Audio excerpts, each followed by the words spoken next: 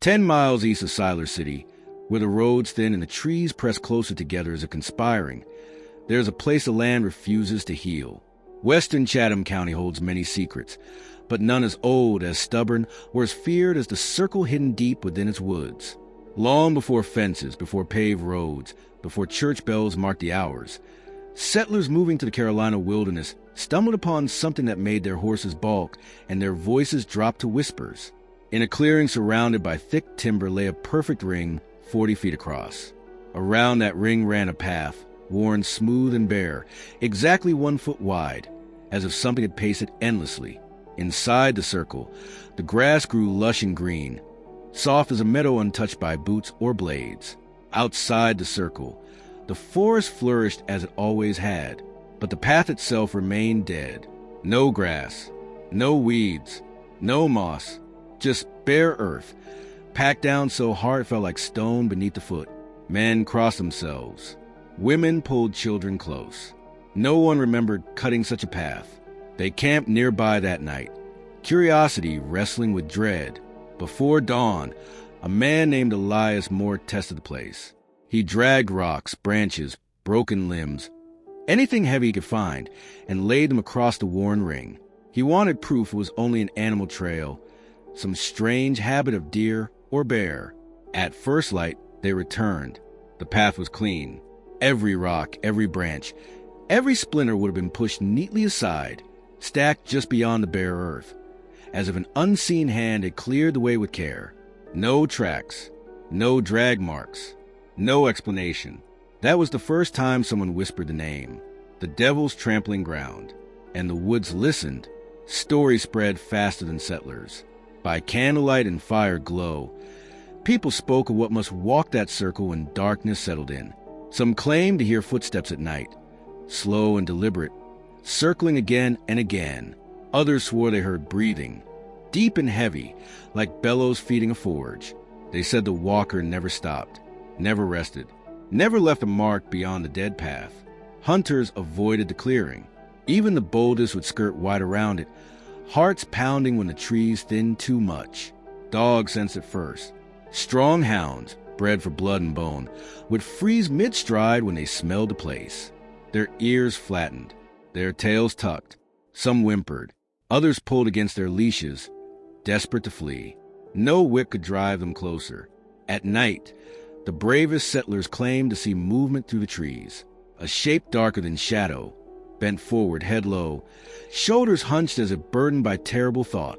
Its steps were measured, precise, burning the earth beneath them with every pass. They called it the Foul Fiend. They said it was Satan himself, come to the woods to think, to scheme, to pace while devising misery for mankind. They believed he walked until the first pale hint of dawn, then rose into the air, vanishing like a bat fleeing sunrise. The ground, they said, could not bear the heat of his feet, and so it stayed bare, forever. As years passed, doubt crept in alongside fear. New generations heard the stories and laughed nervously. Some said it was nonsense, superstition born of isolation and ignorance. Others said it had to be a trick of soil, minerals, something natural but misunderstood. A young preacher once vowed to spend the night inside the circle, armed with nothing but faith. He entered just before dusk, Bible clutched tight, voice steady as he spoke prayers aloud. By morning, he was gone. They found him 3 days later, wandering miles away, barefoot, eyes empty, lips moving in silent prayer. He never spoke again. Another man brought chalk and marked the edge of the path, daring the thing to cross his line. By morning, the chalk was smeared, scattered, ground into dust, and the path was wider by inches. The land itself seemed to recoil. Farmers tried to plow near the clearing. Their blades snapped. Oxen refused to pull. One man swore the earth shook beneath his feet, just enough to send him sprawling. The Devil's Trampling Ground did not want to be changed. It wanted to be left alone. By the 1900s, the clearing was known far beyond Chatham County. People traveled from miles away to see it, to test it, to challenge it. Some brought cameras. Others brought courage fueled by liquor and bravado. None stayed long. At night, the air around the circle grew colder, even in the thick Carolina summers. Crickets fell silent. Leaves stilled. The woods seemed to lean inward, watching. Those who stood too close felt pressure in their chests, like an invisible hand pressing down. Thoughts darkened. Regrets surfaced. Old sins whispered their names. Some claimed to see scorch marks appear briefly in the dirt, glowing faintly before fading. Others heard a low murmuring. Not quite words, not quite sound, but something that felt like intention. Hunters continued to tell the same story every season. Dogs would chase rabbits without fear until they neared the clearing. Then, without command, they would stop, whine, and retreat. No animal crossed the path willingly. The forest knew. Whatever walked there did not hunt flesh. It hunted thought. In the 1950s, a man named Caleb Rourke decided he would settle the mystery once and for all. He was a skeptic, a surveyor by trade, a man who trusted measurements more than myths. He camped near the clearing for weeks, mapping soil, testing samples, recording temperatures. On the final night, under a moon thin as a blade, Caleb hid himself among the trees with a clear view of the circle. Just before midnight, the woods exhaled. A shape emerged. It was tall, bent. Its outline shimmered as if heat rose from it, warping the air. It walked the path slowly, deliberately, again and again, never once stepping inside the green circle or beyond the worn track.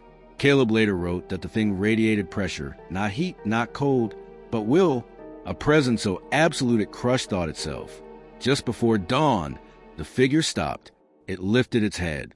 Caleb felt its gaze lock onto him, though no eyes were visible.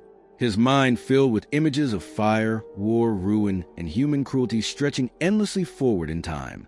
Then the thing rose into the air and vanished. Caleb packed his camp before sunrise and left without looking back. He never published his findings. He burned his notes. He spent the rest of his life warning anyone who would listen to stay away. Some mysteries, he said, exist for a reason. Today, the devil's trampling ground remains. The path is still bare. The circle still green. The woods still watchful. Scientists have tested the soil. Nothing explains it fully. Theories come and go, but the earth does not change. Objects left on the path are still moved by morning. Dogs still refuse to cross it.